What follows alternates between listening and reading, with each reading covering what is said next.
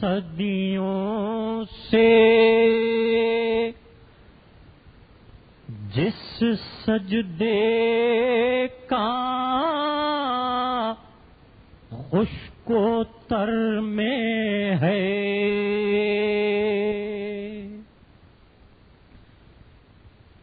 تذکرہ صدیوں سے جس سجدے کا خشک و تر میں ہے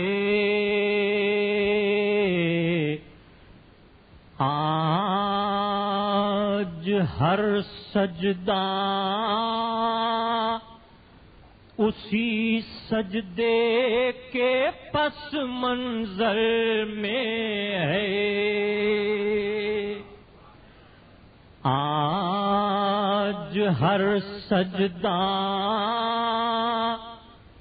اسی سجدے کے پس منظر میں ہے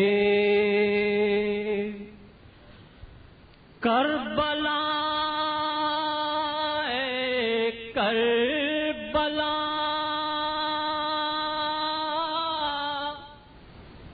اے حر پناہوں کی زمین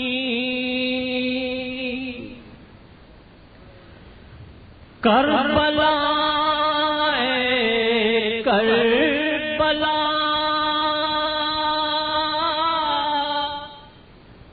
اے حر پناہوں کی زمین حشر تک تاج ملوکیت تیری ٹھوکر میں ہے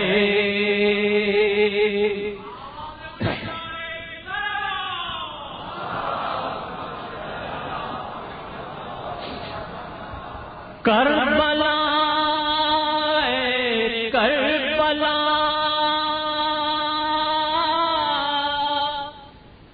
اے حر پناہوں کی زمین حشر تک تاج ملوکیت تیری ٹھوکر میں ہے جس پہ لکھے ہیں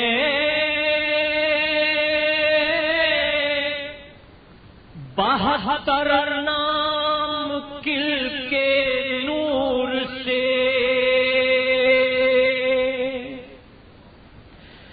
جس پہ لکھے ہیں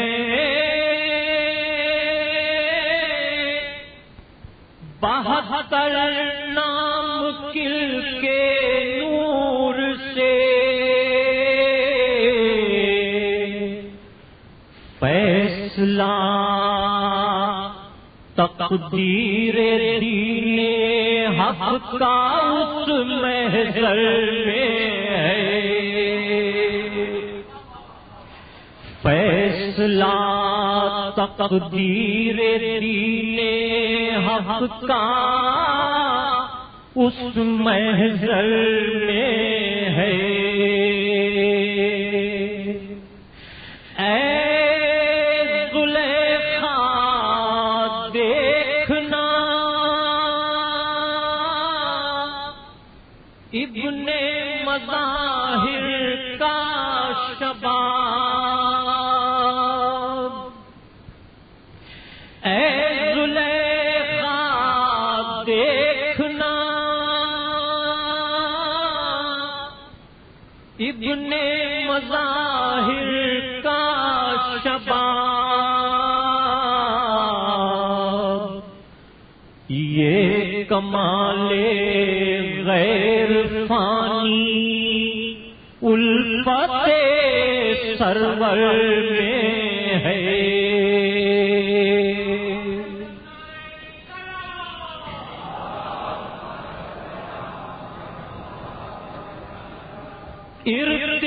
ارتقاء کی حد آخر پر فروکش ہے حسین،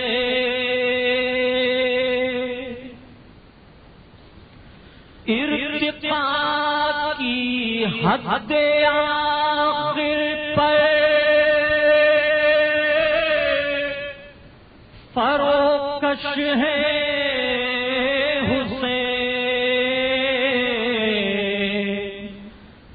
فکر دانشور ابھی سقراط کے ساغر میں ہے، رزق طول عمر فکر و فن نمو بالیدگی، رزق طول عمر فکر و فن نمو بالیدگی،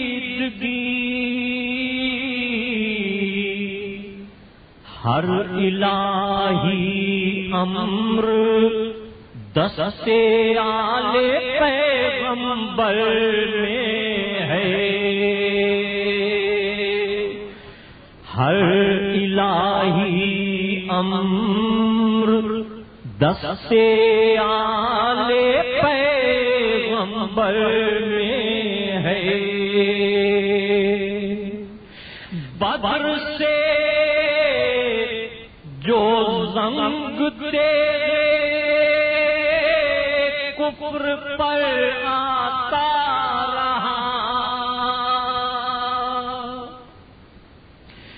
بدر سے جو زنگ دے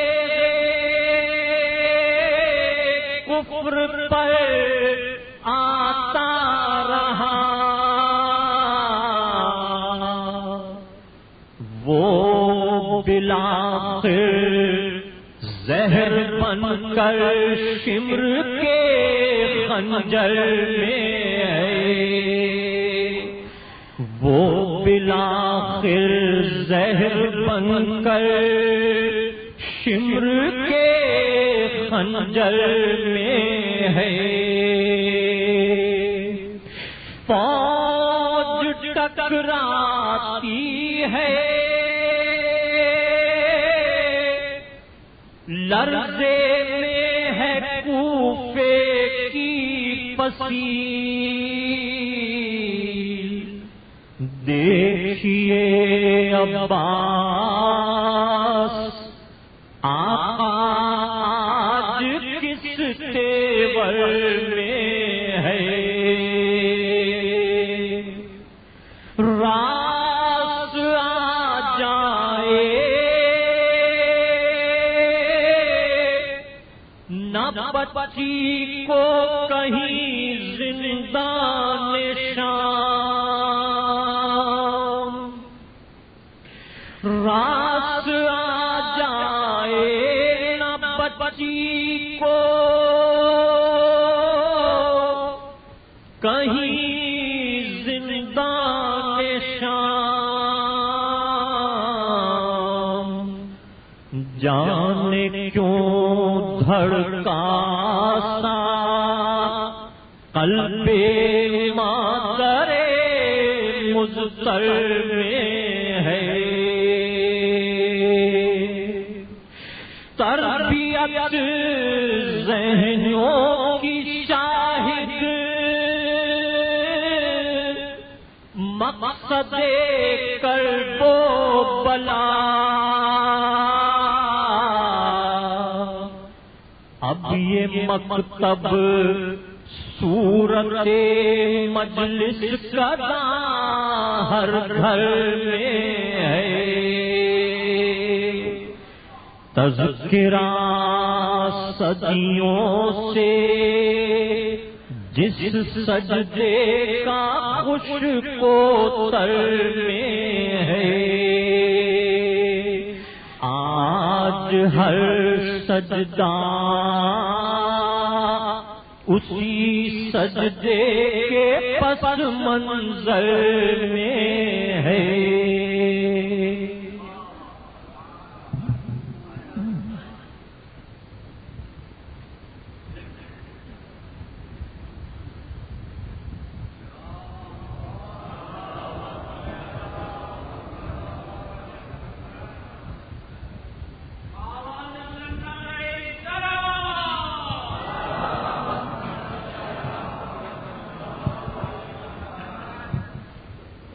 مومنین کرام، عہد حاضر کے جدید علوم اور ادبی اسلوب سے ہم آہنگ تفسیر مفسر قرآن حضرت علامہ طالب جوہری صاحب قبلہ کی تفسیر احسن حدیث تباہ ہو کر آ گئی ہے. آپ حضرات زیادہ سے زیادہ اس سے استفادہ حاصل کریں. دوسرا یہ کہ انجمن فروغ ازا کا ایک پمفلیٹ آ گیا ہے، آپ زیادہ سے زیادہ اسے حاصل کریں اور شکریہ. بر محمد و آل محمد صلوات.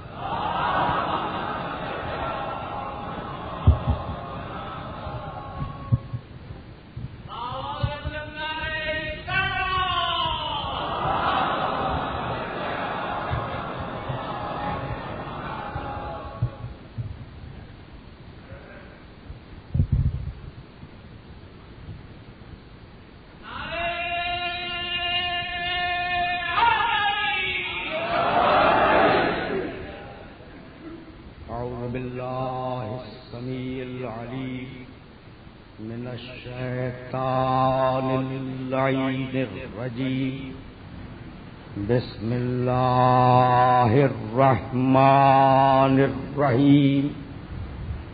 الحمد للہ الملک الحق المبین المتصاغر لعظمتہ جبابرۃ الطاغین المتخاضع لکبریائہ عتاۃ المتمردین المعترف بربوبیتہ سائر الخلق اجمعین. والصلاۃ والسلام والتحیۃ والاکرام علی اشرف النبیین وخاتم المرسلین سیدنا و مولانا ابی القاسم محمد و اہل بیتہ الطیبین الطاہرین المعصومین المظلومین. اما بعد فقد قال اللہ سبحانہ وتعالی فی محکم کتابہ المبین. بسم اللہ الرحمن الرحیم. والتین والزیتون وطور سینین وہذا البلد الامین. لقد خلقنا الانسان فی احسن تقویم ثم رددناہ اسفل سافلین الا الذین آمنوا وعملوا الصالحات فلہم اجر غیر ممنون. صلوات.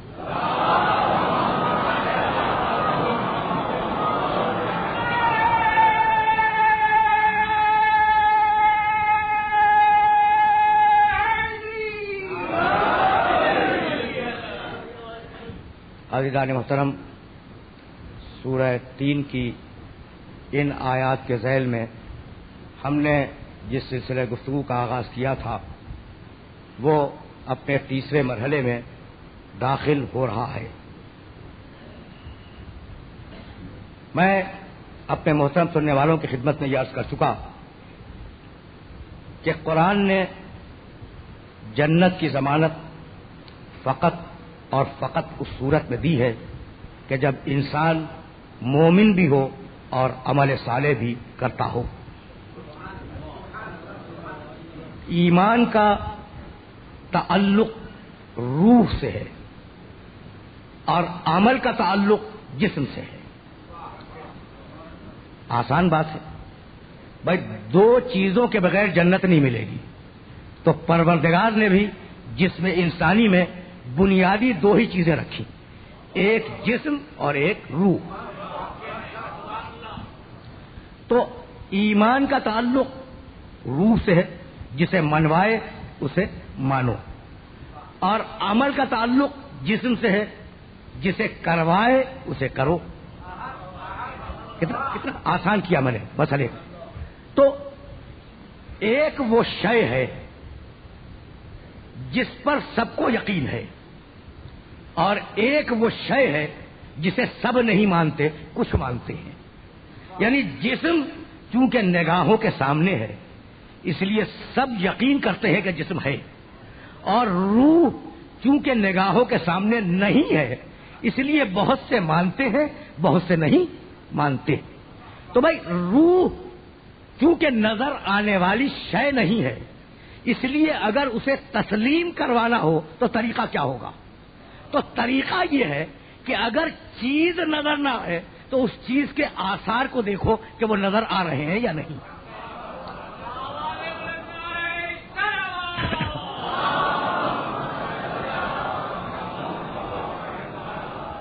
اب جسم میں مرنے کے بعد حرکت نہیں رہتی، زندگی میں جسم میں حرکت ہے، تو حرکت خود اس بات کی دلیل ہے کہ اندر کوئی حرکت دینے والا ہے. یہ جسم، یہ اعضاء و جوارح کا ہلنا خود اس بات کی دلیل ہے کہ کوئی ہے جو اسے حرکت میں لا رہا ہے. تو جسم کا تقاضا عمل صالح کرو، روح کا تقاضا جو منوایا جائے اسے مانو، اور ان دونوں کی درمیانی کڑی اس کا نام ہے نفس.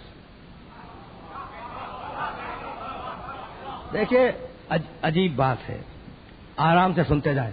کل بھی میں یہ عرض کر رہا تھا کہ بڑے اطمینان اور بڑے آرام سے سنتے جائیں اس لیے کہ ایک مسلسل خط فکر ہے، اور کل میں نے اپنے سننے والوں کی خدمت میں ایک مسلسل خط فکر پیش کیا.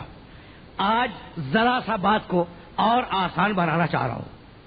بھائی دیکھیے، دنیا میں جتنی بھی مخلوقات ہیں، جتنی بھی ہیں،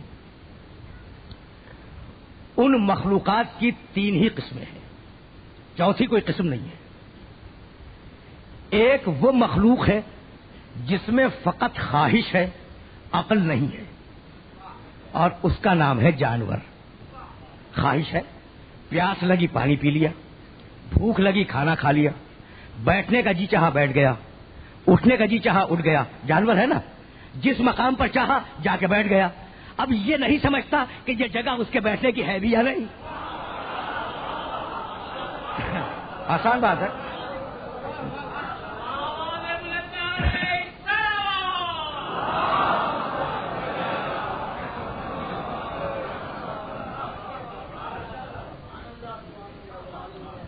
دیکھیے مسئلہ دقیق ہے، لیکن کوشش یہ کروں گا کہ انتہائی آسان لفظوں میں میرے سننے والوں تک یہ مسئلہ پہنچ جائے. میں نے چھیڑا تھا نشتہ پاک میں، لیکن آج ذرا سی تفصیل دینا چاہ رہا ہوں. تو اب ایک مخلوق وہ ہے جس میں فقط خواہش ہی خواہش ہے، جو دل میں آ گیا وہ کر بیٹھے، اسے کہتے ہیں جانور. اور ایک وہ مخلوق ہے جس میں فقط عقل ہی عقل ہے، خواہش نہیں ہے، اس کا نام ہے فرشتہ. یہ دیکھیے، روح اور جسم سے میں نے ہٹا دیا نا بات کو. تو جس میں فقط خواہش ہو، عقل نہ ہو، اس کا نام ہے جانور. اور جس میں فقط عقل ہو، خواہش نہ ہو، اس کا نام ہے فرشتہ. اور جس میں عقل اور خواہش دونوں آ کے ٹکرا جائیں اس کا نام ہے انسان.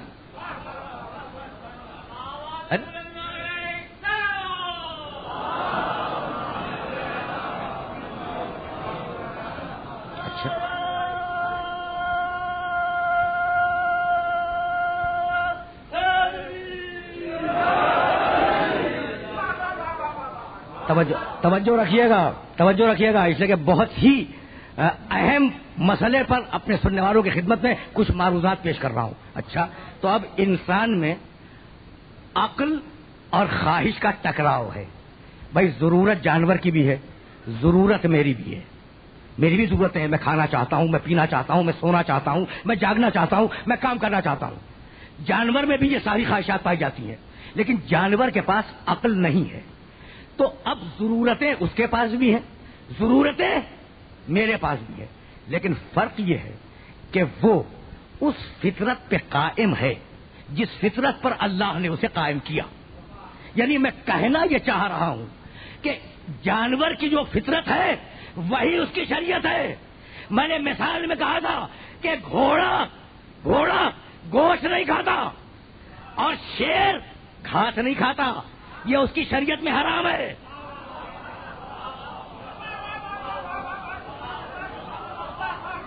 بھائی بات پہنچ رہی ہے نا. یہ اس کی شریعت میں حرام ہے. تو اب وہ جس شریعت پہ قائم کیا گیا, جس شریعت پہ وہ قائم کیا گیا, اس شریعت پہ قائم ہے, کیونکہ فقط ہی خواہش ہے, عقل تو ہے نہیں. اور اب انسان میں عقل آ گئی, اور جہاں عقل آئی, عقل نے انسان کو سرکشی پہ آمادہ کیا. بھائی توجہ رکھیے گا. تو ضرورت کو کنٹرول کیا جائے عقل سے, اور اگر عقل بے لگام ہو جائے تو اسے کس سے کنٹرول کیا جائے؟ ہے نا قابل غور بات. تو کہا کہ اب ہم تمہیں علم دے رہے ہیں. اگر خواہش بے لگام ہو, عقل سے کنٹرول کرو, اور اگر عقل بے لگام ہو جائے تو اسے علم سے کنٹرول کرو. اور اگر علم بے لگام ہو جائے, بھائی کہیں تو رکنا ہے نا, تو اب رکے رہو. بھائی یہ سارے جو مسائل ہیں نا, یہ اس وقت میں چھیڑتا ہوں جب میرے سامنے پڑھے لکھے افراد تشریف فرماؤ. اب کیونکہ حد نظر تک پڑھے لکھے افراد ہیں, اس لیے میں نے اس مسئلے کو چھیڑا, اور زیادہ دیر رکوں گا نہیں. بھائی خواہش اور ضرورت مجھ میں ہے. اب اس ضرورت کو پورا کرنے کے لیے جیسے بھی سمجھ میں آئے گا میں عمل کر گزروں گا, لیکن عقل سمجھائے گی کہ ایسے نہ کرو, ایسے کرو, ہے نا. لیکن اگر عقل بے لگام ہو جائے تو اب علم سمجھائے گا کہ بھائی تمہیں ایسے کرنا ہے, ایسے نہیں کرنا ہے. توجہات مبذول رکھیے گا. تو اب پہلے دن سے لے کے آج تک جتنے فساد ہیں وہ انہی 3 چیزوں سے ہیں: ضرورت, عقل اور علم. توجہ رکھیے گا, اس لیے کہ اب کوئی بات کہنا چاہ رہا ہوں. خواہش نے کہا کہ اپنے دشمن کو زیر کرو. دیکھیں میں پوری تاریخ انسانی دہرا رہا ہوں. کل میں نے ادیان کی پوری تاریخ دہرائی, دینوں کی پوری تاریخ دہرائی نا کل. اچھا, آج میں انسان کی نفسیات کی پوری تاریخ دہرا رہا ہوں. خواہش نے کہا کہ اپنے دشمن کو زیر کرو. عقل نے کہا کہ زیر کرنے کا طریقہ یہ ہے کہ پتھر اٹھا کے مار دو. اب 2 چیزیں آ گئیں. اور علم نے کہا کہ دشمن چونکہ بہت دور ہے, اس لیے پتھر کو منجنیق میں رکھ کے پھینکو. بھائی کچھ بات واضح ہو رہی ہے. پتھر کو منجنیق میں رکھ کے پھینکو. تو منجنیق سے ایٹم بم تک جتنے بھی سفر ہوئے وہ انہی تینوں کے سہارے پہ ہوئے ہیں. یعنی پوری انسانیت میں جو فساد ہوا وہ انہی تینوں کے سبب ہوا.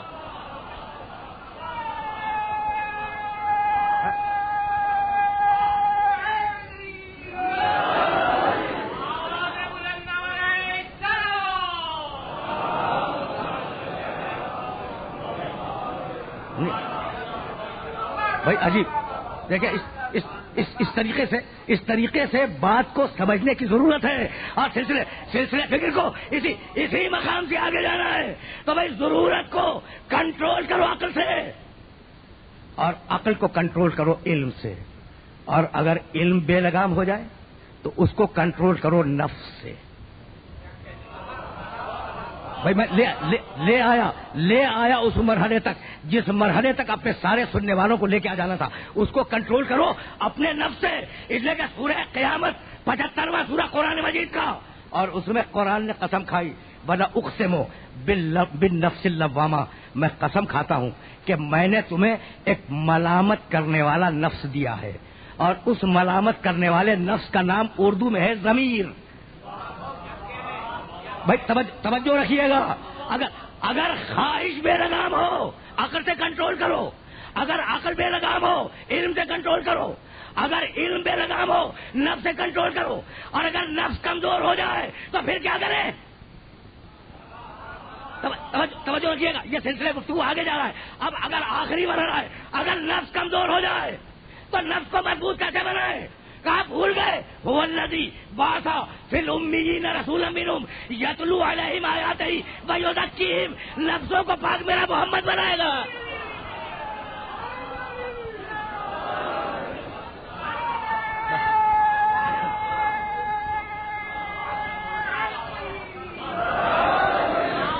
نفسوں کو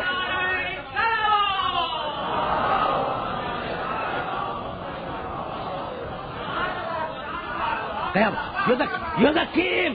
هو الذی بعث فی الامیین رسولا منہم. اللہ وہ ہے جس نے امیین میں ایک رسول بھیجا. یتلو علیہم آیاتہ, اس کا کام یہ ہے کہ وہ آیات کی تلاوت کرے. ویزکیہم, اور اس کا دوسرا کام یہ ہے کہ وہ نفسوں کو پاک بنائے. اور اس کا تیسرا کام یہ کہ کتاب کا معلم بنے، تعلیم دے، چوتھا کام یہ ہے کہ حکمت کی تعلیم دے۔ اب رسول کو نفسوں کو پاک بھی بنانا ہے، رسول قیامت تک نفسوں کو پاک بنانے والا، بھائی توجہ رکھیے گا، رسول قیامت تک نفسوں کو پاک بنانے والا، رسول قیامت تک کے لیے کتاب کا معلم، رسول قیامت تک کے لیے حکمت کا معلم۔ بھائی دیکھو کے جی کی کلاس کے ٹیچر کو اگر ایم اے کی کلاس پڑھانے کے لیے بھیج دو تو وہ ٹوٹلی ناکامیاب ہو جائے گا۔ کیوں؟ اس لیے کہ جس سطح کی کلاس ہے مدرس اس سطح کا چاہیے۔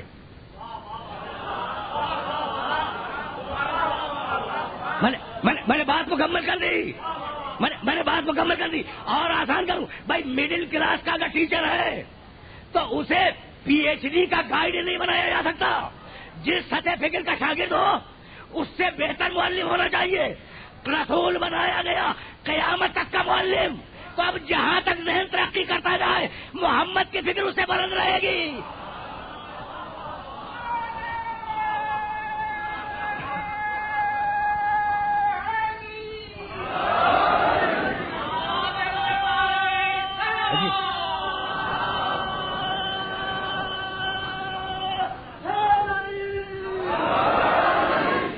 اور جہاں تک بھی ٹیلنٹ ترقی کرتا جائے، جہاں تک بھی ذہانتیں ترقی کرتی چلی جائیں، جہاں تک بھی علم ترقی کرتا چلا جائے، محمد کا ٹیلنٹ، محمد کی ذہانت، محمد کا علم ان سب سے مافوق رہے گا۔ اور جہاں تک بھی نفس پاکیزہ ہوتے جائیں، محمد کا نفس ان سب سے پاکیزہ تر ہوگا۔ تو جو دنیا کا پاکیزہ ترین نفس ہو اس میں کسی غفلت کا تلاش کرنا سوائے فسق و فجور کے کچھ نہیں ہے۔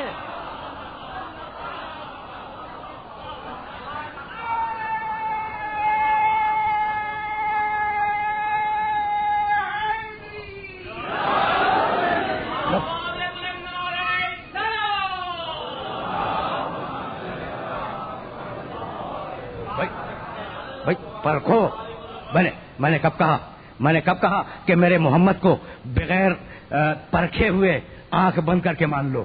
جانچو، پرکھو، سوال کرو، معجزہ طلب کرو، ہر اعتبار سے چیک کرو میرے محمد کو، اور جب ثابت ہو جائے کہ نبی ہے تو اب جو کہے وہ مانو، اب شک نہ کرنا۔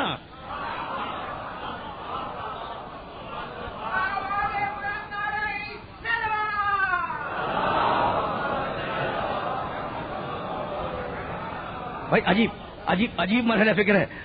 اگر محمد سمجھ میں آ گیا تو میں یہیں سے آگے بڑھ جاؤں گا، لیکن میرا محمد سمجھ میں آ جائے، بھائی جانچو، منع نہیں کیا ہے، مانگ رہے تھے نا معجزے، مطالبے کر رہے تھے نا مجاہدین معجزوں کے، تو رسول نے منع کیا نہیں؟ جانچو، چیک کرو اسے، یہ نعوذ باللہ غلط کہہ رہا ہے یا صحیح کہہ رہا ہے۔ جب جانچ لو اور جب اسلام میں آ جاؤ تو اب معافی نہیں ہے۔ بھائی اب عرض کروں، بھائی توجہ رہے، فتح مکہ سے قبل رسول کی زندگی دیکھو، فتح مکہ کے بعد رسول کی زندگی دیکھو، بھائی توجہ رکھیے گا، بہت توجہ رکھیے گا۔ فتح مکہ سے پہلے تم نے مجھے جھوٹا کہا، میں نے مانا، یعنی قبول کر لیا، تمہیں جواب نہیں دیا۔ تم نے مجھے ساحر کہا، چپ رہا۔ تم نے شاعر کہا، میں چپ رہا۔ تم نے مجنون کہا، میں چپ رہا۔ تم نے میرے حمزہ کا کلیجہ چبایا، میں چپ رہا۔ لیکن اب فتح مکہ کے بعد اسلام میں آ گئے ہو، اب مسلمان بن چکے ہو، تو اب اگر ساحر کہا، اب اگر شاعر کہا، اور اب اگر مجنون کہا تو قیامت تک کے لیے رجیم بنا کے گھر سے نکال دوں گا۔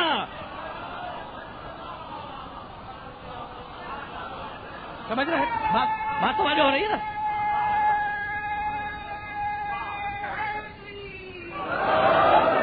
اب بھائی عجیب ہے، اب جو کہے وہ مانتے چلے جاؤ، یہی ایمان۔ اب مقام محمد سمجھ میں آیا؟ بھائی یہاں روک رہا ہوں، محمد جو منوائے اسے مانو، یہ ہے ایمان، اور محمد جو کروائے اسے کرو، یہ ہے عمل صالح۔ یہ ساری بحثوں کا خلاصہ، میرا نبی جو منوا دے وہی ایمان ہے، اور میرا نبی جو کروا دے وہی عمل صالح ہے۔ اب اس کے کسی اعتراض پہ، اب اس کے کسی عمل پہ اعتراض نہ کرنا کہ فلاں کو حلال کیسے کر دیا، فلاں شے کو حرام کیسے کر دیا، فلاں جماعت کو منع کیوں کر دیا، فلاں کو بلا کیوں لیا, فلاں کو ہٹا کیوں دیا. اب اعتراض نہ کرنا. کیوں؟ اس لیے کہ آپ ایک روایت, اب ذرا سی روایتوں کے چین کو دیکھیے گا. کن تو حدیث قدسی ہے, اور میرا کون سا ایسا سننے والا ہے جو اس حدیث قدسی سے واقف نہ ہو. حدیث قدسی کا مطلب بھی عرض کر دوں. دیکھیے, ایک ہے حدیث, ایک ہے قرآن, اور ایک ہے حدیث قدسی. قرآن اللہ کا کلام, معجزے کی صورت میں نازل ہوا, مفہوم بھی اللہ کا, الفاظ بھی اللہ کے, اور معجزہ ہے. یہ ہے قرآن. رسول کا کلام حدیث, حدیث قدسی بات اللہ کی, کلام رسول کا.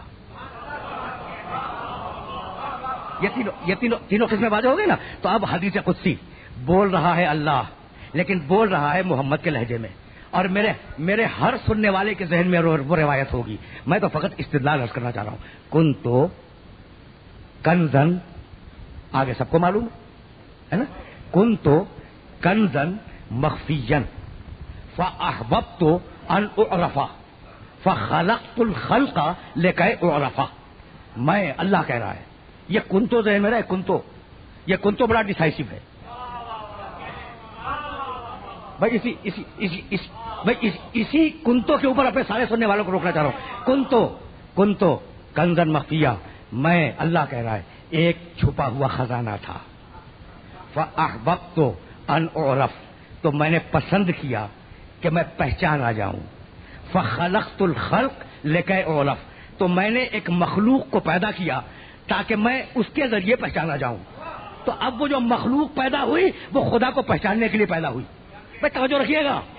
اب محمد جو پیدا ہوا اس کی غرض خلقت کیا ہے؟ خدا کو پہچاننا. تو جسے اللہ اپنے پہچاننے کے لیے پیدا کرے گا, علم و معرفت کے بغیر نہیں پیدا کرے گا.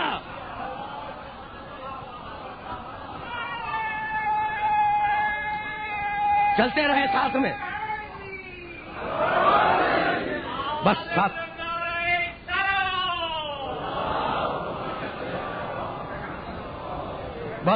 بہت اطمینان سے میرے ساتھ چلتے رہے. اس لیے کہ کہیں پہنچنا ہے. کن تو کنزن مخفیًا فاحببت ان اعرف فخلقت الخلق لکي اعرف. میں ایک چھپا ہوا خزانہ تھا. اللہ کہتا ہے میں ایک چھپا ہوا خزانہ تھا. میں نے چاہا کہ میں پہچانا جاؤں. میں نے محمد کو خلق کیا تاکہ یہ مجھے پہچان لے. اچھا, تو کیا خلق کرنے کے بعد علم اور معرفت دی؟ تو جتنی دیر علم اور معرفت دی نہیں تھی اتنی دیر تک غرض تخلیق مکمل نہیں ہوا. بہت دقیق بات کہی ہے میں نے, ہے نا. تو اب جب پیدا ہوا تو معرفت کے ساتھ پیدا ہوا, علم کے ساتھ پیدا ہوا. بھائی یہی سبب ہے کہ میرے نبی نے اب آواز دی. بھائی وہ خدا نے کہا کن تو کنزن مخفیہ, اور اب میرے نبی کا کن تو نبیًا.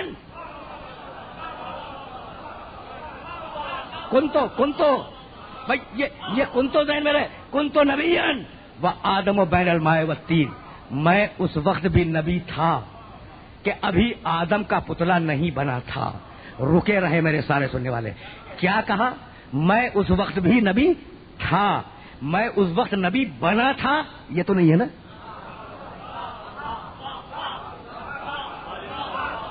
میں اس وقت نبی تھا کہ آدم کا پتلا نہیں بنا تھا. تو تخلیق آدم سے قبل محمد نبی تھے. بنے کب کچھ نہیں معلوم. بھائی توجہ رکھیے گا. بنے کب کچھ نہیں معلوم. قرآن بھی خاموش ہے اور حدیث بھی خاموش ہے کہ محمد کو نبی کب بنایا کچھ نہیں معلوم. لیکن مجھے اتنا معلوم ہے کہ جب سے محمد کی نبوت ہے تب سے محمد کا ایک گواہ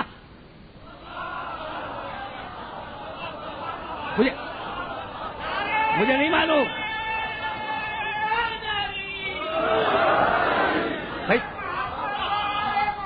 بہت رہی ہے نا بات.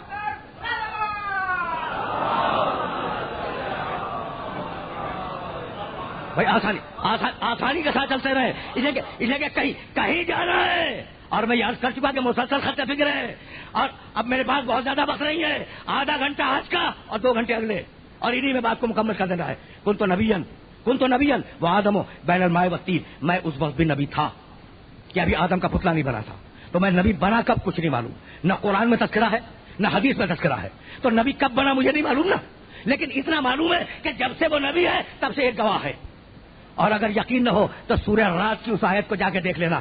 وَيَقُولُ الَّذِينَ كَفَرُوا لَسْتَ مُرْسَلًا. بھائی استدلال سنو. سورہ رات 13واں سورہ قرآن مجید کا 13واں سورہ, اور اس سورہ کی آخری آیت وَيَقُولُ الَّذِينَ كَفَرُوا لَسْتَ مُرْسَلًا قُلْ كَفَىٰ بِاللَّهِ شَهِيدًا بَيْنِي وَبَيْنَكُمْ وَمَنْ عِندَهُ عِلْمُ الْكِتَابِ.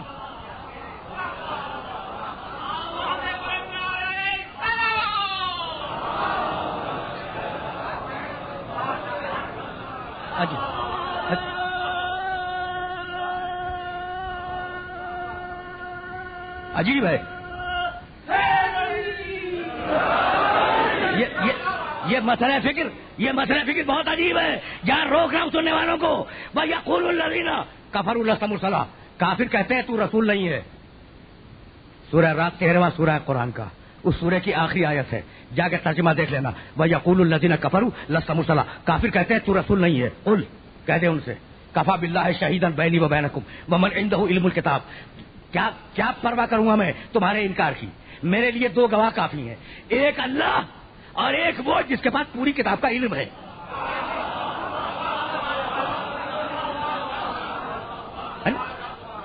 بھائی بہت توجہ رکھیے گا, بہت توجہ رکھیے گا. 2 کافی ہیں. قل کفا باللہ شہیدن بینی و بینکم ومن عندہ علم الکتاب. کافر کہتے ہیں کہ تو رسول نہیں ہے. بہت توجہ, اسے کہ اب آرگومنٹیشن کر رہا ہوں, استدلال دے رہا ہوں. کافر کہتے ہیں کہ تو رسول نہیں ہے. کہہ دے حبیب, کہہ دے کہ مجھے کوئی پرواہ نہیں ہے, میری گواہی کے لیے 2 کافی ہے. کون کون کافی ہے؟ کفا باللہ شہیدن, اللہ میری گواہی کے لیے کافی ہے.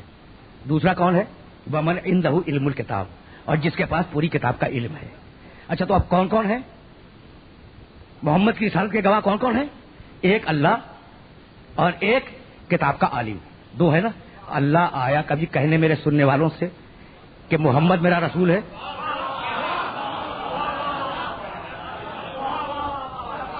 دیکھیے کبھی, یعنی میری ہمیشہ سے یہ خواہش رہی کہ میں قرآن فہمی کو عام کروں اور یہ بتلانے کی کوشش کروں کہ قرآن کس لفظ کو کس مصلحت سے استعمال کرتا ہے. اب ذرا سی مصلحت دیکھیے گا, پڑھا لکھا مجمع ہے, میں مصلحت کی طرف متوجہ کرنا چاہ رہا ہوں. قل کفا باللہ شہیدن بینی و بینکم ومن عندہ علم الکتاب. میری رسالت, رسول کہتے ہیں میری رسالت کی گواہی کے لیے 2 کافی ہے, اللہ اور کتاب کا عالم. ہو گئے نا 2.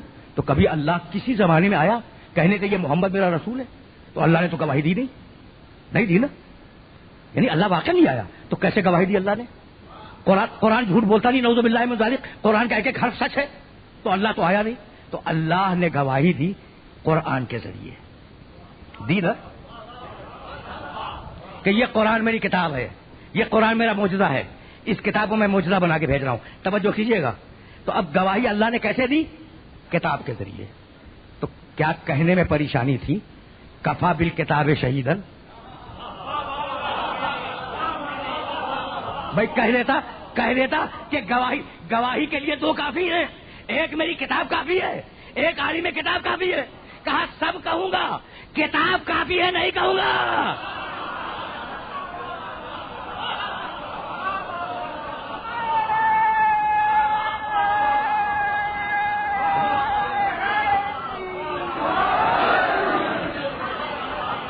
انگریزی کمایا.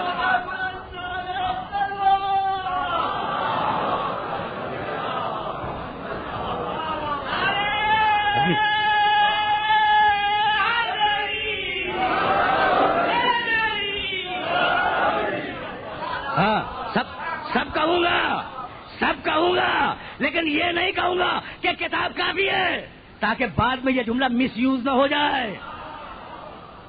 ہے نا بھائی, عجیب بات ہے. اب درمیان میں ایک جملہ آ گیا ہے تو پھر سنتے جاؤ, یہ آف دا ریکارڈ ہے, لیکن یہ میرے ایجنڈے میں شامل نہیں تھا. قل کفا باللہ شہیدن بینی و بینکم ومن عندہ علم الکتاب. 2 کافی ہیں, ایک اللہ اور ایک کتاب کا علم رکھنے والا.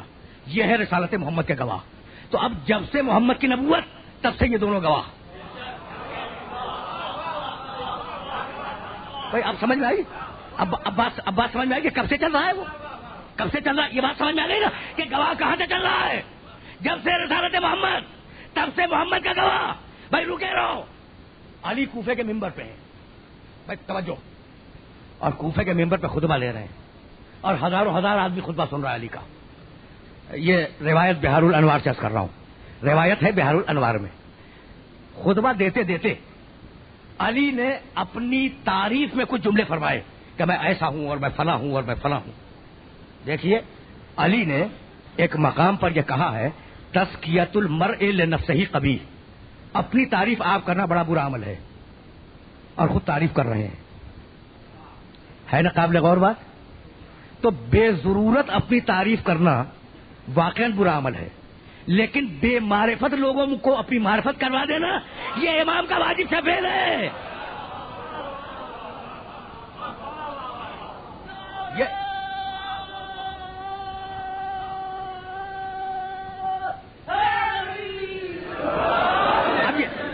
اب یہ عمل کبھی نہیں ہے, اب یہ عمل کبھی عمل واجب ہے, عمل واجب ہے. میں ایسا ہوں, میں ایسا ہوں, میں ایسا ہوں, اور بڑے جلال کے عالم میں خطبہ دے رہے ہیں. درمیان سے ایک اٹھ کے کھڑا ہوا اور کہنے لگا کہ یا علی تمہارے فضائل سنے, اور ہم نے رسول سے بھی تمہارے فضائل بہت سنے ہیں, بہت سنے. یہ بتاؤ کہ تمہاری نگاہ میں تمہاری سب سے بڑی فضیلت کیا ہے تمہاری نگاہ میں؟ اب یہ بڑا کمال ہے. دیکھیے یہ مذاق نہیں ہے. یعنی آدھا گھنٹہ تو دیں علی کو کہ وہ سوچ کے بتائیں کہ سب سے بڑی فضیلت کیا. کچھ ٹائم تو دیں, کچھ ٹائم دیں. تو یا علی تمہاری نگاہ میں, اب علی ممبر پہ ہیں, سامنے سے مجمع سے شخص کھڑا ہو گیا اور کہنے لگا یا علی تمہاری نگاہ میں تمہاری سب سے بڑی فضیلت کیا تمہاری. تو اب کچھ تھوڑا ٹائم تو دیں بھائی. اگر کوئی بغیر فضیلت والا ہو تو نہ دے اسے ٹائم, کوئی ایک آدھ اس کے ذہن میں ہوگی وہ فوراً دے دے گا, ہے نا. لیکن جس کی فضیلتیں کتب فضائل میں 27,000 سے زیادہ کوٹ ہوئی ہو, اس کو تھوڑا سا تو وقت دیں کہ وہ یہ سوچ سکے کہ اس کی سب سے بڑی فضیلت کیا ہے. لیکن علی نے سوچا نہیں, علی نے سوچا نہیں. یہ نہیں کہا کہ مجھے خیبر میں رجل بنایا تھا, ہوگا ٹھیک ہے فضیلت تو ہے, بڑی نہیں ہے. اچھا یہ نہیں کہا کہ ذوالعشیرہ میں خلیفہ بنا دیا تھا, یہ بھی نہیں, حالانکہ بہت بڑی بات ہے خلیفہ بنایا, وزیر بنایا. اچھا یہ کہہ دیتے اخوت میں بھائی بنایا تھا, نہیں بھائی فضیلت تو ہے, لیکن پوچھ رہا ہے سب سے بڑی فضیلت. اچھا خندق میں کہا تھا کل ایمان, کہہ دو کل ایمان, کہا نہیں فضیلت ہے لیکن سب سے بڑی نہیں ہے. یعنی حد ہو گئی, حد ہو گئی بھائی. یعنی مذاق نہیں ہے, مذاق نہیں. کل ایمان رجل ولی شب ہجرت پچھلے رسول پہ سونے والا, ذوالعشیرہ کا خلیفہ, ذوالعشیرہ کا وزیر, بھائی فضیلتیں تو ہیں, سب سے بڑی فضیلتیں نہیں ہیں. اچھا ابھی کہہ دو غدیر میں مولا بنایا تھا, کہا بھائی ٹھیک ہے بنایا تو تھا, سب سے بڑی فضیلت نہیں ہے. تو یا علی پھر سب سے بڑی فضیلت کیا ہے؟ مسکرائے, کہنے لگے سب سے بڑی فضیلت پوچھتا ہے. کہا کہ ہاں یا علی. تو مسکرا کے کہنے لگے قل کفا باللہ شہیدن بینی و بینکم ومن عندہ علم الکتاب.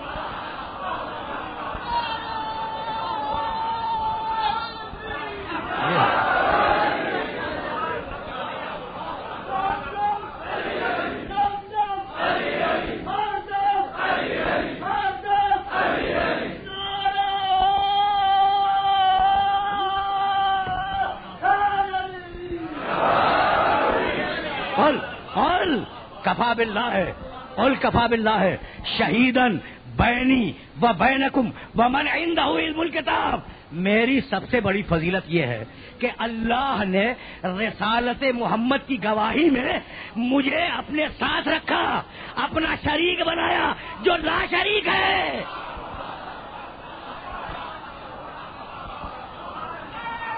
لا شریک.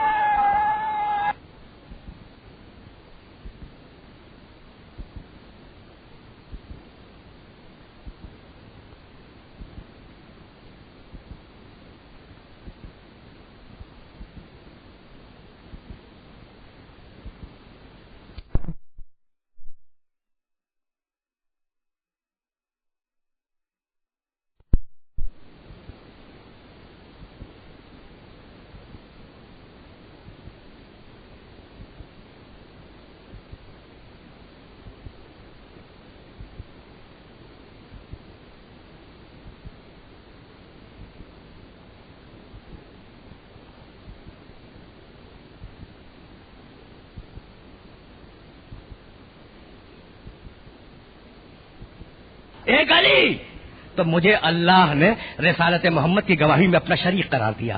شریک کس نے؟ جو لا شریک ہے, جو لا شریک. بھائی توجہ رہے, لا شریک تو ہے. تو علی یہ تمہاری سب سے بڑی فضیلت. کہا کہ یہ ہے میری سب سے بڑی فضیلت.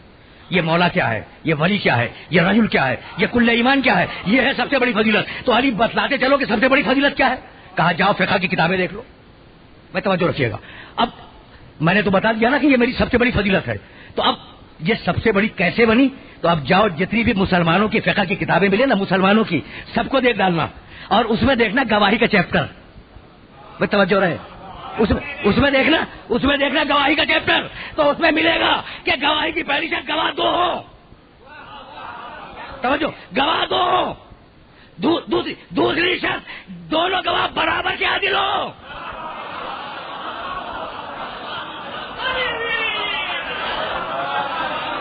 بات پہنچ گئی.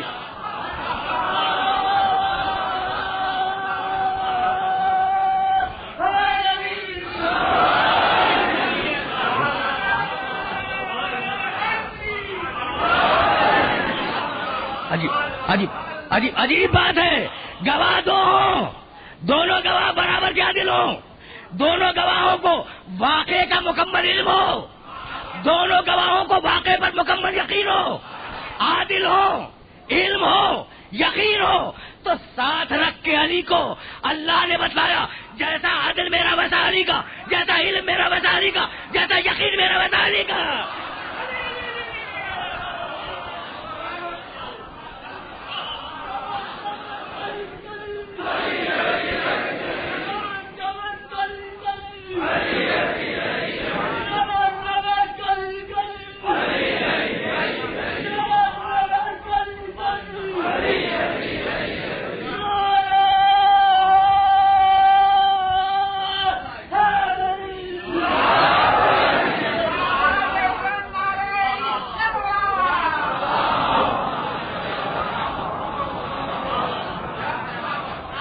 میں نے زحمت دی.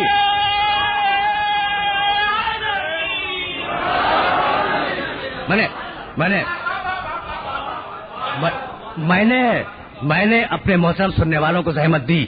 جیسا میرا عدل ویسا علی کا, جیسا میرا علم ویسا علی کا, جیسا میرا یقین ویسا علی کا. میں غلو کرنے کا عادی نہیں ہوں.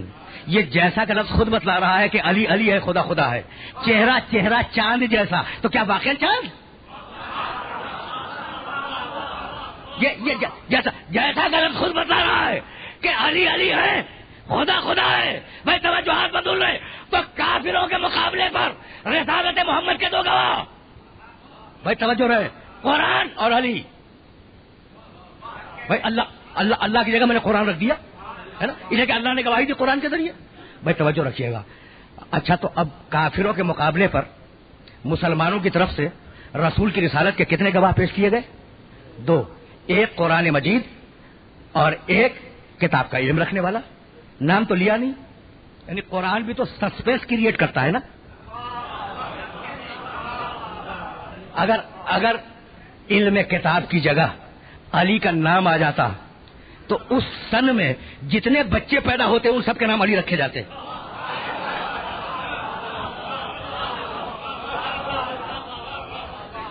بھائی میں نے کبھی عرض کیا تھا کہ کنجی خانے کعبہ کی ابو طالب کے گھر میں تھی, تو فاطمہ بنت اسد دروازہ کھول کے بھی جا سکتی تھی. تو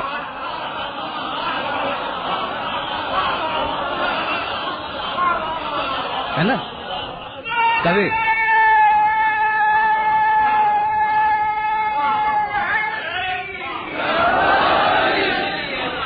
ہے نا, فاطمہ بنت اسد دروازہ کھول کے بھی جا سکتی تھی. اگر دروازے کے ذریعے چلی گئی ہوتی تو سلاطین بنی امیہ اور سلاطین بنی عباس کے ہر فاسق کا بچہ خانے کعبہ میں پیدا ہوتا. بات پہنچ گئی نا.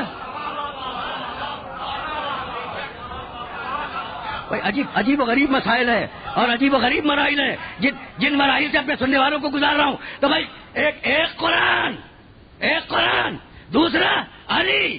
اب علی کا نام نہیں لیا, صفت رکھ دی کتاب کا عالم. یہ ہے کافروں کے مقابلے پر محمد کی رسالت کے دو گواہ.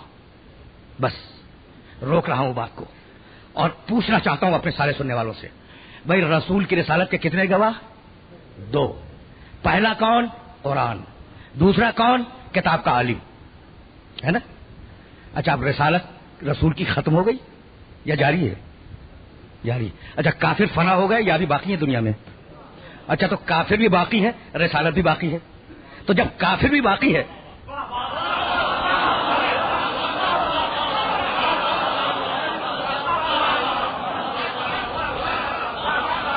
بھائی رسالت محمد ختم ہو گئی.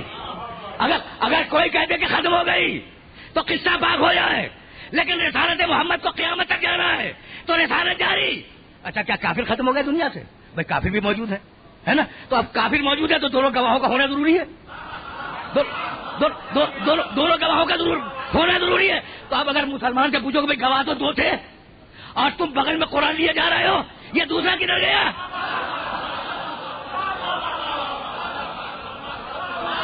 یہ دوسرا کدھر؟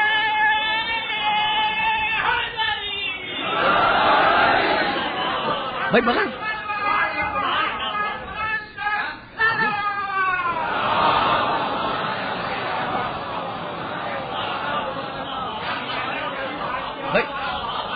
بھائی عجیب مسائل ہیں، عجیب مسائل ہیں خدا کی قسم، اور عجیب مراحل ہیں.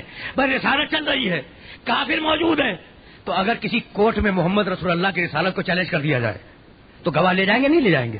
تو ہر مسلمان بغل میں قرآن داب کے چلا جائے گا اور جج پوچھے گا دوسرا گواہ کدھر ہے لاؤ، پوچھے گا نا. اس لیے کہ قرآن کہہ چکا ہے گواہ 2 ہیں، قرآن کہہ چکا ہے گواہ 2 ہیں، تو اب بتاؤ دوسرا گواہ کدھر ہے؟ بھائی اسی لیے زیارت میں کہتے السلام علیکم یا شریک القرآن.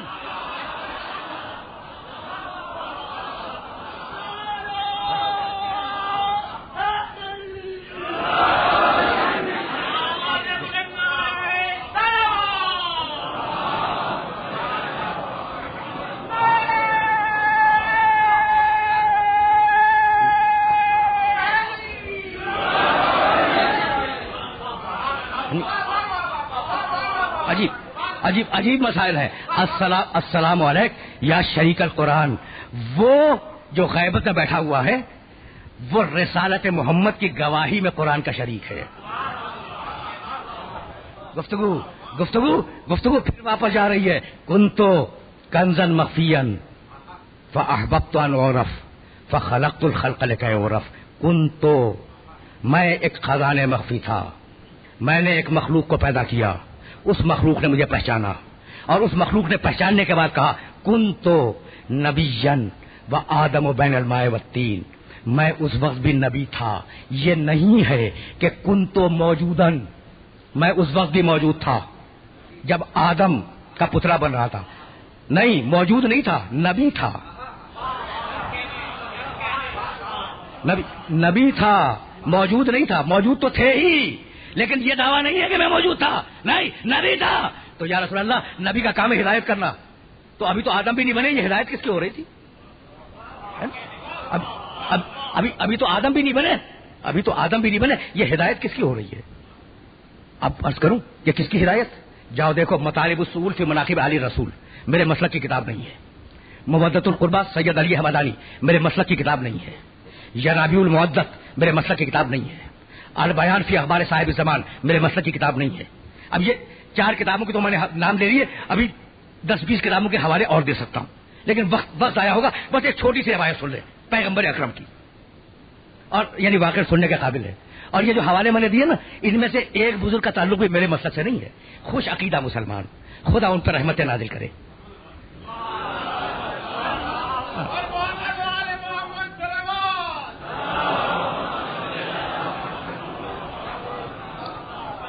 بھائی سچ بات تو یہ ہے کہ ہم تو ہر مسلمان کے جنتی ہونے کے قائل ہیں، بشرطے کہ مسلمان ہو.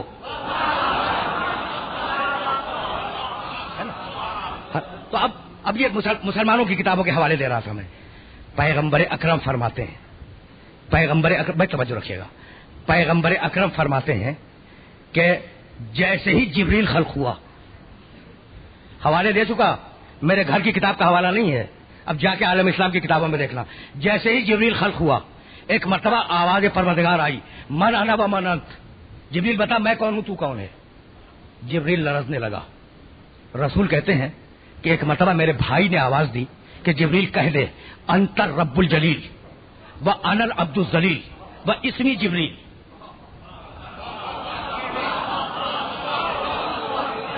میں رکے رہیے گا بہت اطمینان سے. بہت کم روایتیں پڑھتا ہوں میں، ورنہ میرا بیشتر استدلال تو آیات قرآنی سے ہے نا. واقعات بھی بہت کم عرض کرتا ہوں. اب یہ چھوٹا سا واقعہ ہے اور عالم انوار کا واقعہ ہے، زمین کا واقعہ بھی نہیں. جیسے ہی آواز آئی اللہ کی من انا و من انت، میں کون ہوں تو کون ہے، جبریل گھبرایا. یعنی خلقت کے پہلے آن میں جیسے ہی پیدا ہوئے اس وقت سوال ہوا ہے. جبریل گھبرائے. علی بولے کہ گھبراؤ نہیں، کہہ دو کہ تو رب جلیل ہے، میں عبد ذلیل ہوں اور میرا نام جبریل ہے. یعنی فقط خدا کو نہیں پہچانوایا، خود اپنے آپ کو بھی پہچانوایا کہ تو کون ہے. تو کون ہے، میں توجہ رکھیے گا، تو کون ہے. جبریل نے آواز کی طرف دیکھا کہ یہ کہاں سے آواز آئی، میں توجہ رکھیے گا. تو ایک نور تھا، ابھی تک ٹکڑے نہیں ہوئے تھے اس نور کے، وہ ایک نور کی صورت میں تھا. تو جبریل، یہ رسول فرماتے ہیں کہ جبریل کے دل میں یہ خیال پیدا ہوا کہ یہی خدا ہے، اور جبریل نے چاہا کہ سجدہ کرے. ہمیں ڈر ہوا کہ کہیں یہ ہمیں سجدہ نہ کر دے. فسبحنا، تو ہم نے اللہ کی تسبیح کرنی شروع کر دی. اب جبریل سمجھا کہ ہم خدا نہیں ہیں بلکہ خدا کے مقرب بندے، خدا کوئی اور ہے. اگر تسبیح محمد نے نہ کی ہوتی تو جبریل گمراہ ہو جاتا یا نہیں.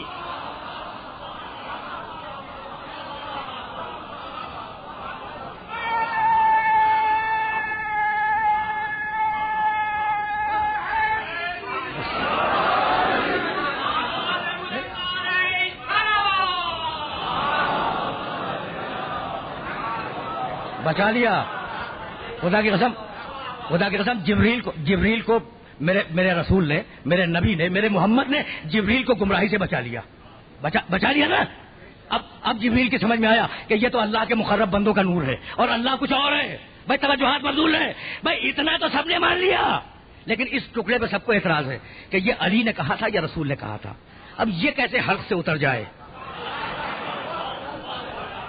بھائی توجہ کیجیے گا، بات مکمل ہو رہی ہے. یعنی علی نے سکھلایا ہے نا جبریل کو، تو علی کون؟ استاد جبریل. اب یہ کیسے مان لیں کہ علی استاد جبریل؟ روایت میں ہے، لیکن علی کو جبریل کا استاد کیسے مان لیں؟ تو یہ مسلمان عجیب کمال کے لوگ ہیں. بس سنیے گا، اور یہ میرے جملہ ضائع نہ ہونے پائے.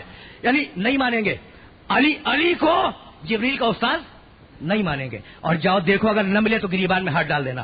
ابلیس کا لقب ہے معلم الملکوت، فرشتوں کا استاد.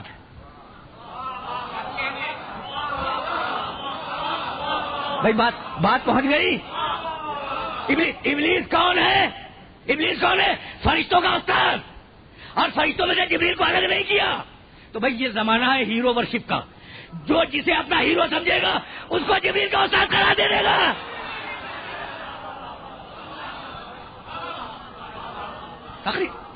تقریر آخری مرحلوں سے قریب ہو گئی. بھائی توجہات مبذول رہے. جبریل علی کا شاگرد ہے، لیکن متائل بھائی عجیب و غریب.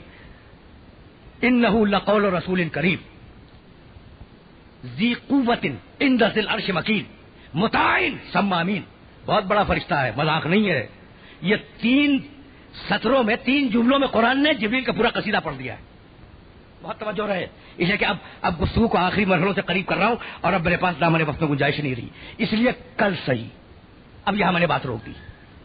اب جبریل پہ کل گفتگو ہوگی، اور اگر یاد رہا تو ہوگی. اب بات میں نے روک دی، لیکن توجہات مبذول رہے کہ میں کہنا کیا چاہ رہا ہوں. بہت بڑا فرشتہ ہے. اگر پیغمبر اکرم نے جبریل کی ہدایت نہ کی ہوتی تو اس وقت جبریل نعوذ باللہ من ذالک گمراہ ہو جاتا. کنت نبیا، میں اس وقت عالم انوار میں فرشتوں کی اور انبیاء کی روحوں کی ہدایت کر رہا تھا. طے ہو گئی بات طے ہو گئی.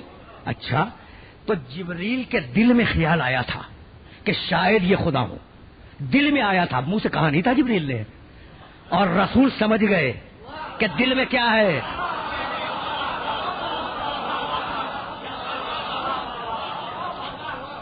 بھائی عجیب باتیں ہیں. رسول سمجھ گئے اس غیب کو جو جبریل کے دل میں تھا.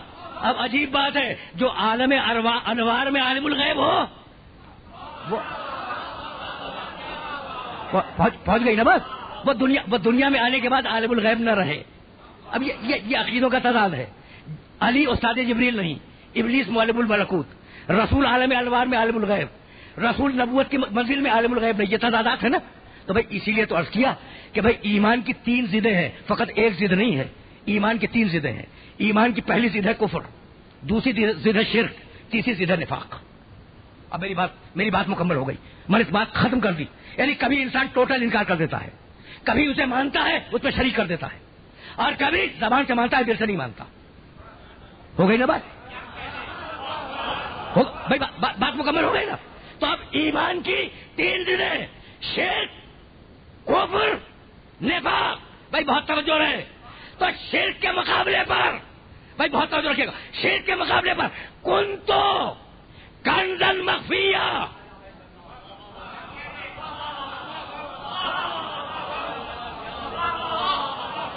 بھائی بہت توجہ رکھیے گا. شرک کے مقابلے پر کنتو کنزن مخفیہ, اور کفر کے مقابلے پر کنتو نبیان. دو کنتو ہو گئے. اور اب نفاق کے مقابلے پر من کنتو مولا ہو.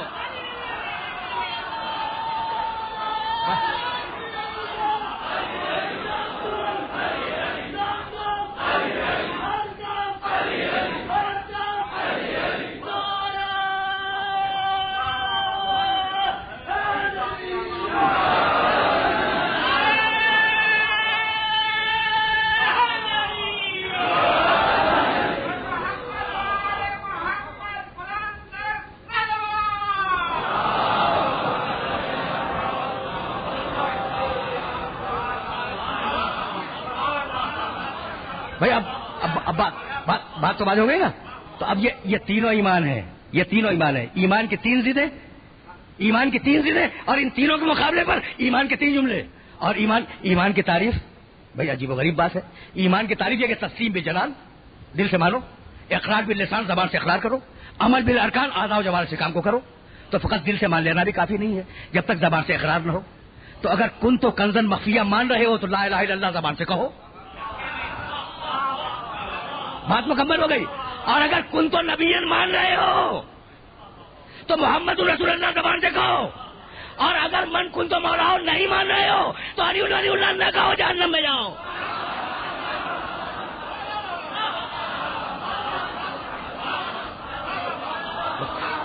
گفتگو تمام. چلیے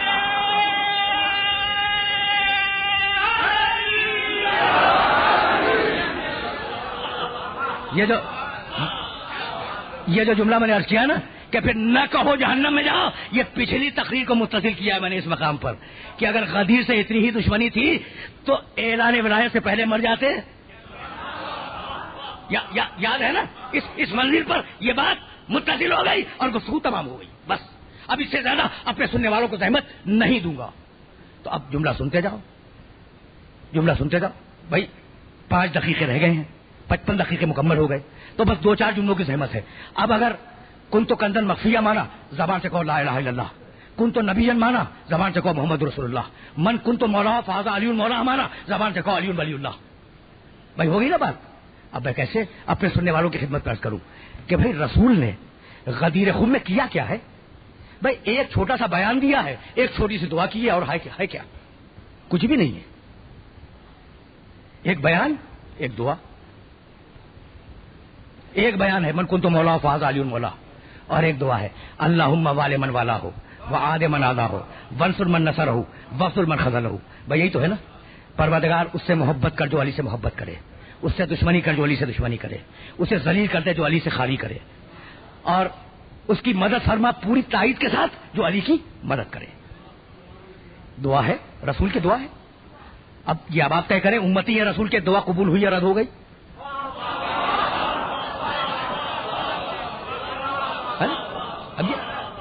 اب یہ تو آپ کو طے کرنا ہے, اب یہ مجھے نہیں طے کرنا. اچھا تو ایک بیان بیان کیا ہے کہ جس کا میں مولا اس کا یہ علی مولا. دعا کیا ہے کہ جو اس سے محبت کرے اس سے محبت کر. تو ایک بیان ہے ایک دعا ہے, بات ختم ہو گئی. بھائی جب میں تاریخ اسلام دیکھ رہا تھا تو میں نے یہ دیکھا کہ ابھی اسلام نہیں آیا, رسول نے نبوت کا اعلان بھی نہیں کیا, لیکن جدھر سے گزرتے ہیں مکے کی گلیوں میں, جدھر سے بھی گزرتے ہیں, ایک ایک مکے والا کہتا ہے یہ بڑا سچا ہے, یہ بڑا سچا ہے, یہ صادق ہے, اس نے آج تک غلط بات تو کہی ہی نہیں. تو نبوت مانے یا نہ مانے سچا مانتا ہے. تقریر تمام ہو گئی. نبوت مانے یا نہ مانے محمد رسول اللہ کو سچا مانتا ہے. اچھا اب ایسے ہی ایک اور سامنے آ گئے مباہلے کے میدان میں. اچھا مان لیا کہ یہ نبی ہے, کہا بھائی نبی تو نہیں ہے, پھر یہ بھاگ کیوں رہے ہو؟ کہا یہ اتنے بڑے مستجاب الدعوات ہیں کہ اگر پہاڑوں کے ہٹنے کی دعا کریں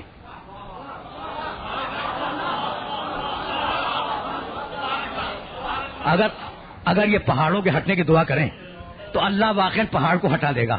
تو مشرک کی نگاہ میں رسول کا بیان سچا, عیسائی کی نگاہ میں رسول کی دعا قبول. غدیر میں ایک بیان ہے اور ایک دعا ہے. اگر بیان سے انکار کیا مشرک سے بدتر, اور اگر دعا سے انکار کیا عیسائی سے بدتر.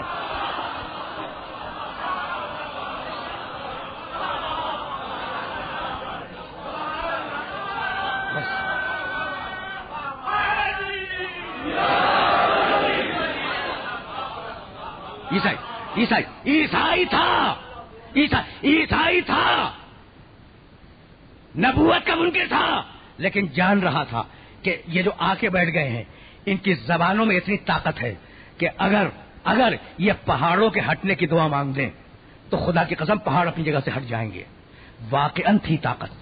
لو ان قرآنا سیرت به الجبال او قطعت به الارض او کلم به الموتى بل للہ الامر جميعا. پورا کنٹرول تھا. زبان سے اگر کچھ نکل جائے نا, آل محمد کی زبان سے اگر کچھ نکل جائے وہ ہو کے رہے گا. اب یہ سبجیکٹ ہے کبھی پھر صحیح, لیکن کمال ہے صبر کا کہ ساری مصیبتیں برداشت کی. آل محمد نے بد دعا نہیں کی کربلا کے واقعے میں. بس بات تمام ہو گئی, اور کربلا تک بات آ گئی. قید ہونا گوارا ہے, بد دعا نہیں کریں گے. کانوں سے چھوٹی بچی کے گوشوارے نوچ لیے جائیں, بد دعا نہیں کریں گے. بیویوں کے سروں سے چادریں چھن جائیں, بد دعا نہیں کریں گے. خدا کی قسم اگر سید سجاد کی زبان مطہر سے کوئی جملہ نکل جاتا تو زمین کا ورق پلٹ جاتا. اچھا سید سجاد تو امام وقت تھا نا, شہزادی زینب کی نگاہ سے اگر کچھ کی زبان مطہر سے کچھ نکل جاتا تو زمین و آسمان میں انقلاب پیدا ہو جاتا. لیکن نہیں ملتا, کہیں نہیں ملتا کہ کسی نے بد دعا کی ہو سوائے ایک مقام کے. بس وہی عرض کروں گا اور آپ سے اجازت لوں گا. آپ نے گریہ کیا, مجلس تمام ہو گئی, آپ رو چکے, لیکن اب میں نے ایک سوال کریٹ کر دیا نا ذہن کے اندر کہ بھائی اگر یہ بد دعا کر دیتے تو زمین و آسمان میں فساد پیدا ہو جاتا. نہیں کی بد دعا سوائے ایک مقام کے, اور وہ بھی بد دعا کی نہیں, بد دعا کے لیے آمادہ ہوئے. کل جہاں میں نے مصائب کو روکا وہاں سے مصائب کا آغاز کر رہا ہوں. قافلہ شہر ہمس پہ پہنچا, حسین کا سر درخت پہ لٹکا ہوا ہے, یاد ہے نا میرے سارے سننے والوں کے ذہن میں. بیویاں درخت کے نیچے بیٹھی ہیں, اطمینان سے 2 جملے سماعت کریں. چھوٹی بچی شہزادی زینب کی گود میں ہے, یزید کے فوجی اپنے اپنے خیموں میں ہے. یہ کل میں عرض کر چکا آپ کی خدمت میں کہ یہ تھی صورتحال, اور بیمار امام اسے حکم تھا کہ تم جلتی ہوئی دھوپ میں بیٹھو. سنیں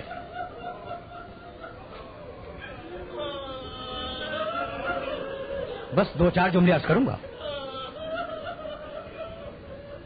جب بہت دیر ہو گئی, پانی کا واقعہ کل میں عرض کر چکا, اب یہ پانی کے بعد کا واقعہ.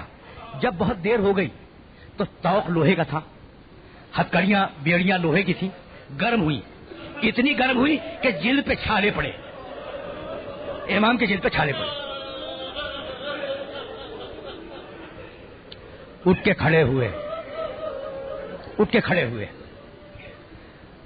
سید سجاد کھڑے ہوئے، اور یزید کی فوج کے سردار کا خیمہ تھا، اس کے خیمے کی چھاؤں میں جا کے بیٹھ گئے. سنیے گا، چھاؤں میں بیٹھے. ایک مرتبہ سردار کے کانوں میں ہتھکڑیوں اور بیڑیوں کی آواز گئی. اس نے غلام کو بلایا، کہا یہ بیڑیوں اور ہتھکڑیوں کی آواز کیسی آ رہی ہے؟ کہا سردار وہ قیدی جو دھوپ میں بیٹھا تھا وہ اپنے لوہے کے توق سے اتنا پریشان ہوا ہے کہ وہ چھاؤں میں جا کے بیٹھ گیا ہے، آپ کے خیمے کی چھاؤں میں. کہا نہیں نہیں، اسے کہو جا کے پھر دھوپ میں بیٹھے. میں نے اکثر عرض کیا کہ کربلا کے واقعے میں ظلم کی انتہا تو ہے لیکن صبر کی انتہا نہیں ملتی. سنیں، مجھے جانا ہے بددعا تک، مجھے بددعا تک پہنچنا ہے. 2 جملے سن لیں. غلام آیا، کہا سردار کو پسند نہیں ہے کہ تم اس کے خیمے کی چھاؤں میں بیٹھو. سجاد نے سر اٹھایا، کہا اپنے سردار سے جا کے کہہ دے کہ میں تیرے خیمے میں داخل تو نہیں ہو رہا ہوں، جب میری یہ بیڑیاں، یہ ہتھکڑیاں، یہ توق ٹھنڈے ہو جائیں گے میں پھر دھوپ میں چلا جاؤں گا. غلام نے جا کے سردار سے کہا. اب یزید کی فوج کا سردار ہے نا، اس نے جواب کچھ نہیں دیا، ایک تازیانہ لیے ہوئے باہر آیا. اب جو دور سے بیویوں نے دیکھا کہ سجاد پہ تازیانہ بلند ہوا ہے تو بیویاں بھاگتی ہوئی آئی، سجاد کو درمیان میں بٹھایا، چاروں طرف سے سایہ کر کے کھڑی ہو گئی. اجرکم اللہ، اجرکم اللہ. شام تک جب تک دھوپ باقی رہی بیویاں سجاد کو اپنے سائے میں لیے کھڑی رہیں. جب دھوپ ختم ہو گئی بیویاں پھر جا کر درخت کے نیچے بیٹھ گئیں. اب سنیں وہ بددعا والا واقعہ جس کے لیے میں نے یہ تمہید عرض کیا آپ کی خدمت میں. حسین کا سر درخت میں آویزہ ہے، بیویاں درخت کے نیچے بیٹھی ہوئی ہیں، سکینہ شہزادی زینب کی گود میں ہے. شام کا وقت ہوا نا، شہر کا دروازہ کھلا اور لوگ تماشائیوں کا تماشا دیکھنے کے لیے آئے. بس 2-4 جملے.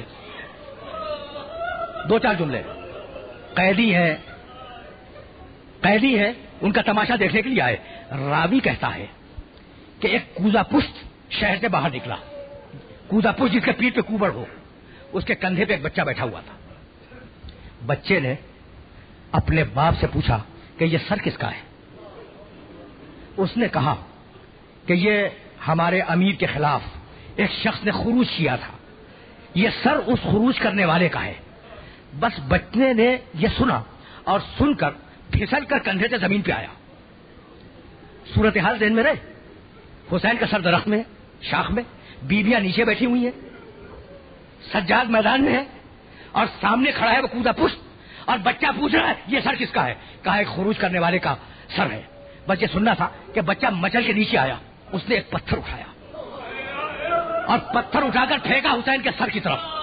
راوی کہتا ہے کہ ادھر پتھر چلا حسین کے سر کی طرف اور ادھر زینب کا سر چلا زمین کی طرف.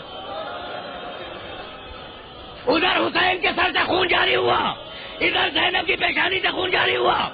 ایک مرتبہ زینب نے بال کھولے اور آواز دی رقیہ، سکینہ، ام کلثوم، ام فروا، اب یہ امت زندہ رہنے کے قابل نہیں ہے، میں بددعا کرتی ہوں. اجرکم اللہ، میں بددعا کرتی ہوں، تم سب مل کر آمین کہو. ساری بیویاں جمع ہوئی، بال کھول کے بددعا کرنے کے لیے ہاتھ اٹھائے. اتنے میں پیچھے سے زنجیروں کی آواز آئی. مڑ کے دیکھا سجاد کھڑے ہیں. کہا بیٹے سجاد کیا بات ہے؟ کہا پھوپھی اماں بددعا کرنے سے پہلے ذرا بابا کے سر کی طرف دیکھ لے. اب جو دیکھا تو پیشانی سے خون جاری تھا اور زبان میں جملہ تھا، زینب میرے نانا کی امت ہے زینب، اس کے لیے بددعا